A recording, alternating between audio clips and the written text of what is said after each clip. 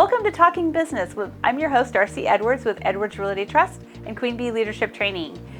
Talking Business is just that. We're talking business with business leaders, entrepreneurs, leaders in the community in Hillsboro, Washington County, and Oregon.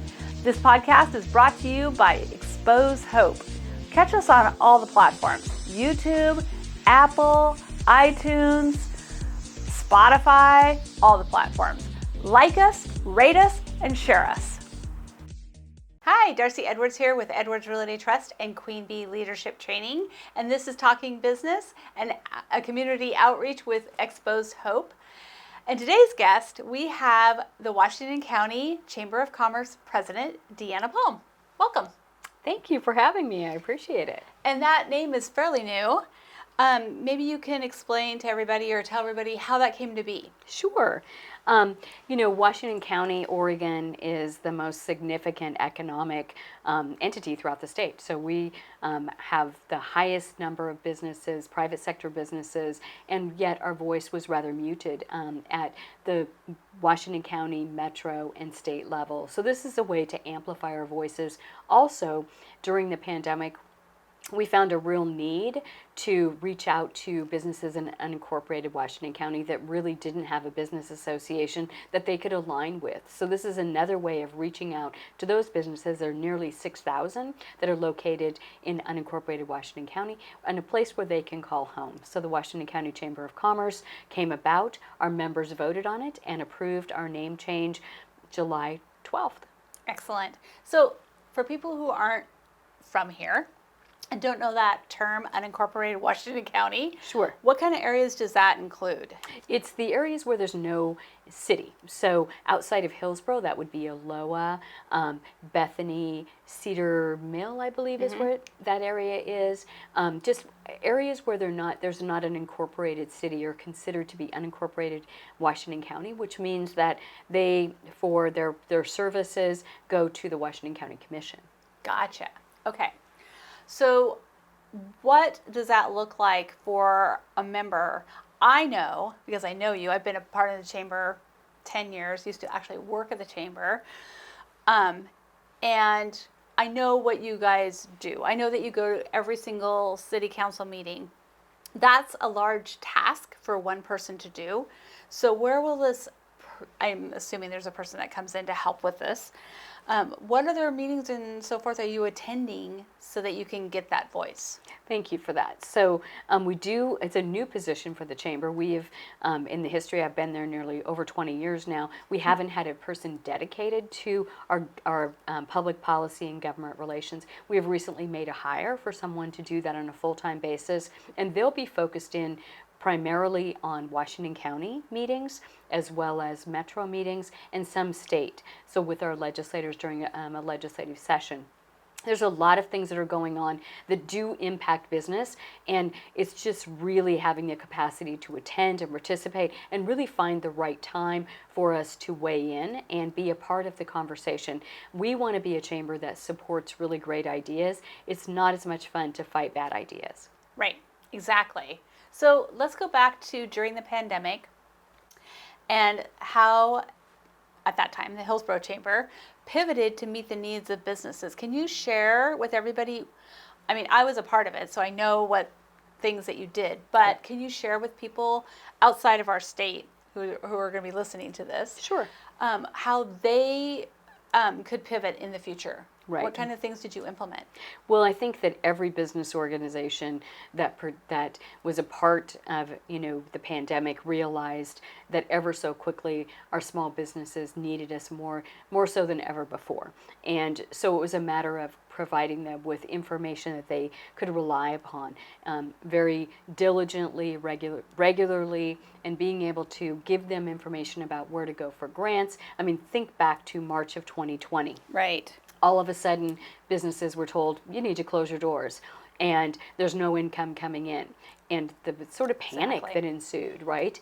So it was really sort of helping direct our businesses to where they can find resources, helping them fill out application for resources, for grants, those kinds of things, and then providing them with education, small business education, how to how to determine whether a PPP loan was for them, Right. how to fill that out. What is an EIDL loan? All of these things that none of us really had an expertise in. Right. We all really learned together and had to have a better understanding of how to access these resources, whether it was at the city level, the county level, the regional level, or the state level, and in many cases, the federal level. Right, exactly. Well, and I'll actually add into that for networking. So we pivoted to Zoom quickly and got those kinds of people. And the trainings that you had were weekly. I think you still do the weekly trainings. Actually, we were too. doing at some point in time 3 programs a week Yes. of our Small Business Solutions Series workshop, because number one, businesses needed really important information on a very quick basis and a very frequent basis, and they didn't have their businesses open, so they were longing for an opportunity to learn information, and Zoom was a great platform to be able to do that. Producing 3 programs a week was a lot of work, but we had a great small business entrepreneurial council that helped guide us in terms of what's the right topic to have. Where are we at now? Now we currently do 2 Small Business Solutions Series workshops every month. So we've really sort of backed off of the Right. 3 programs a week. And really we look at that as being our job, is to kind of stay ahead of what is the business need, where are we at right now. You'll note that we're not doing all sorts of grant applications this time, as the American Rescue Act comes in differently. There's going to be different resources because businesses are in a different space now than they were in March of 2020. Exactly. Well, and so all of those videos, though, are available. So Absolutely. I would say go back and look, because the information that's in there may not be pertinent to that very specific thing, but there's marketing in there. There's all sorts of different types of business questions that come up that they tackle. So I would say go back and look at those videos. A lot of social media. Tons of social media. Right. And also how to do your Zoom, right? Right. And I will tell you, there's still folks that, are not as adept at that technology, Right. but we've certainly have all gotten more adept at technology and how to utilize those resources within our own business. So think about, a restaurant that never had any online. How now they're in a position of where that might be where 90% of its business is still happening. Where we're at today is different than where we were in March 2020. So right now, Right. the biggest issue we have is workforce and labor. Businesses that could open up at 100%, but they don't have the capacity in terms of the staff to do so. So it's just sort of moving from one challenge to the next challenge as we're, moving through this pandemic. So the other question I have for you is, how did you get into the chamber game? I would suggest it was kind of by accident. At age 19, I was going to school at PCC, and I learned a particular computer system. And when I was 19, the Portland Metropolitan Chamber of Commerce at that time had this computer system. They recruited me, and I started working for the Portland Metropolitan Chamber of Commerce when I was 19. I worked for them for 18 years, and I've been here at the Hillsboro Chamber for 20 years. So it was kind of an accident, and I will tell you that at the time that I started working at the Portland Chamber, I didn't think that was going to be my career path, but it's turned out to be, through a lot of opportunity and a great opportunity to meet really wonderful business leaders that mentored me through the process. Can you share with us some, maybe looking back, companies that you want to give a shout out to that had taken this pandemic and they turned it into an opportunity? It was looking bad. I'll share one just really quick, is Hawthorne Farms, which is actually outside my window. Right. So they guilt me every day. I can see them. But they pivoted and made their stuff online and outside and raining, and went to every single chamber meeting that they could get people to come to. So that's one company I'm thinking of that kind of took the awful and rallied around and got community involvement. Well, I would say, definitely all of our restaurants and bars that really needed to figure out how to get an online system, an ordering system, and then a delivery system set up. And so any of those businesses that really went from kind of 0 to 60 in a matter of 30 days, just huge admiration for, where they had to get. Exactly. And again, kind of in a situation of being a little bit panicked, right? Because their doors are closed for a number of weeks in March when it was stay home, stay safe, and then slowly open back up and trying to figure out how do you still pay the rent and have, a third or less of the receipts come and customers coming through the doors.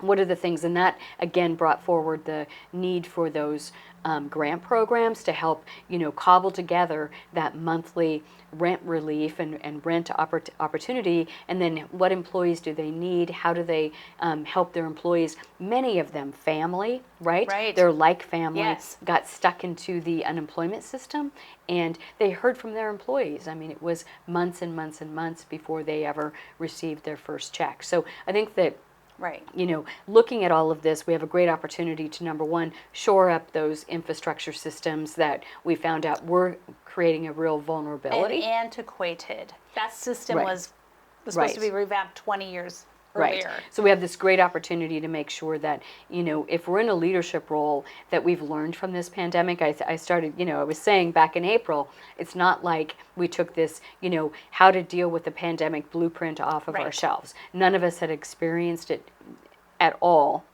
And so, trying to kind of work together and educate ourselves together. But we've learned a lot. And so here's an opportunity for us to really be leaders and making sure that, those things that we learned and those lessons and those vulnerabilities, that we shore those systems up, that we make sure that we're aware of those, what can happen to a system.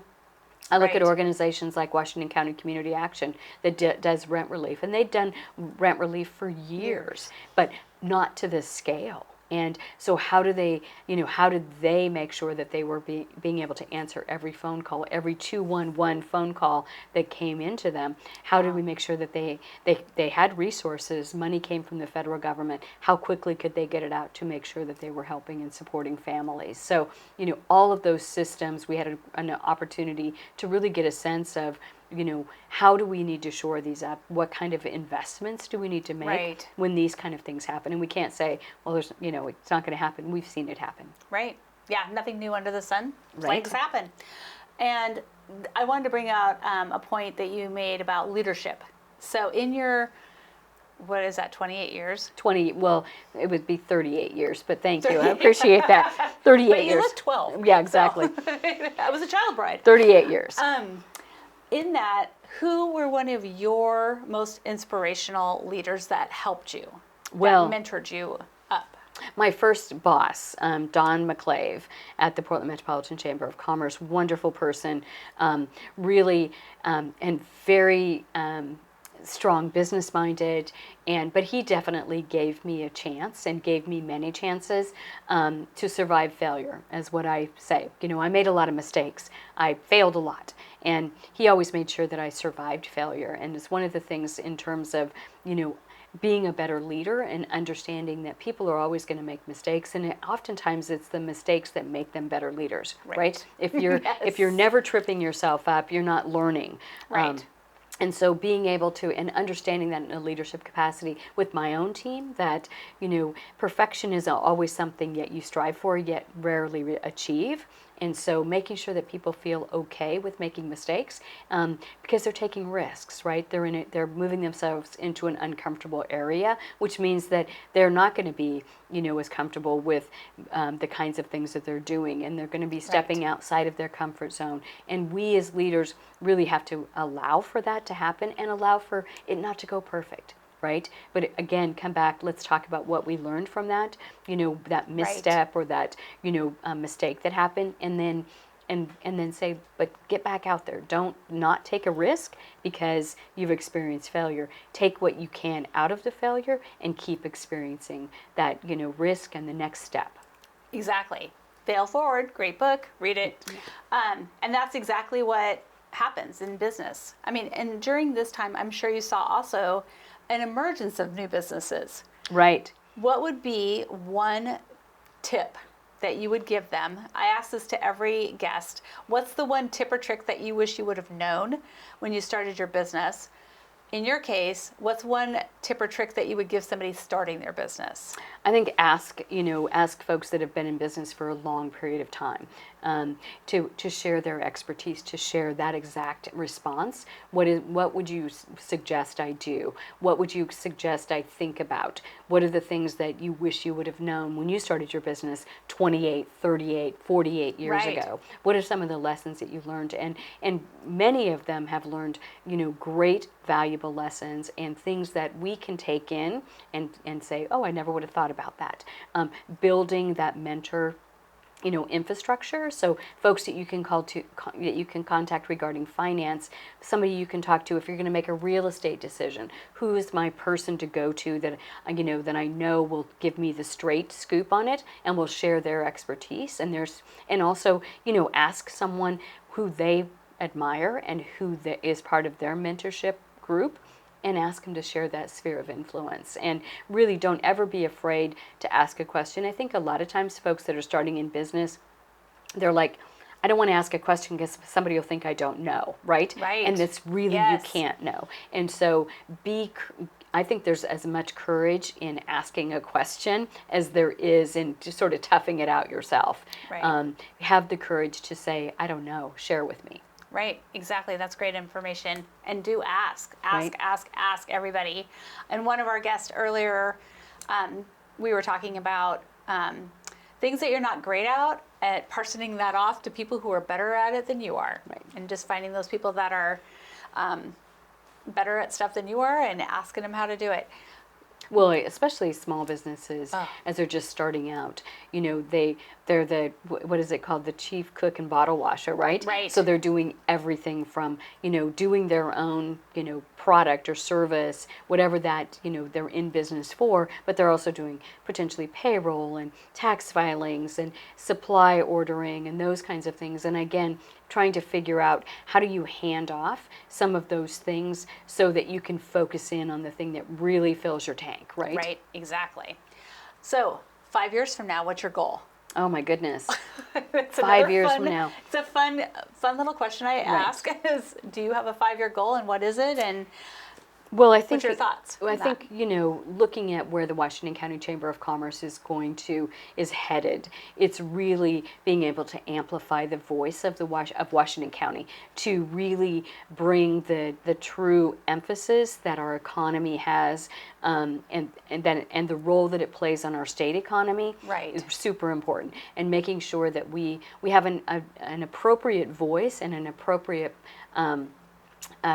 voice at the table, and we have a seat at the table where important decisions are being made so that we can help craft the outcome and be a positive supporter of things for our community that are going to be beneficial, whether that's transportation infrastructure, whether it's water supply, whether it's, transit, climate change, those kinds of things that we can have a really positive, influential voice to. In 5 years, I think having the Washington County be seen as the place and the voice of business in Washington County would be really a goal. Excellent. One thing that you do for fun. Oh my goodness, fun? Business owners very rarely do that. They never have fun. Their job is their fun. So I'm sorry, real estate coaching, that's my fun. That's my passion. But I do fun stuff too.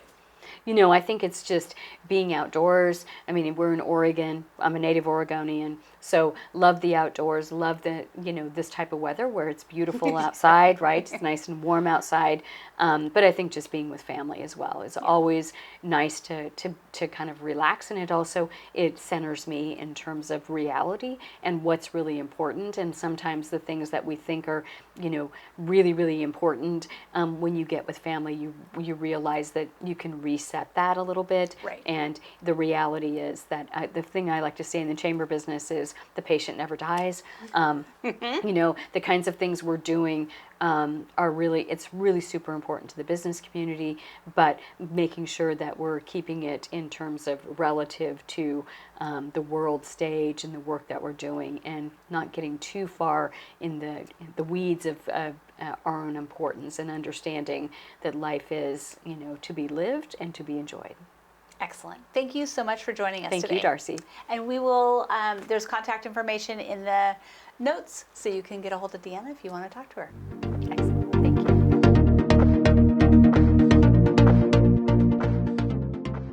One of our clubs once had a violent incident where one dancer stabbed another. Xpose Hope was able to go in, provide gifts of love, mentoring, and a certified counselor to every staff member and every person who had been at the club that evening. So we were able to help the community to heal from this violent incident. We also worked with the young woman's family who was murdered and provided them services. This is your donation dollars at work. If you'd like to help us out, feel free to give at www.xposehope.com. That's XPOSEHOPE.com/donate. Your donation dollars at work. Thank you for listening to Talking Business, brought to you by Xpose Hope. We can be found on all of your favorite podcast platforms, YouTube, iTunes, all of them. Also, be sure to like us, share us, and leave a comment. Who do you want to hear from? We want to know.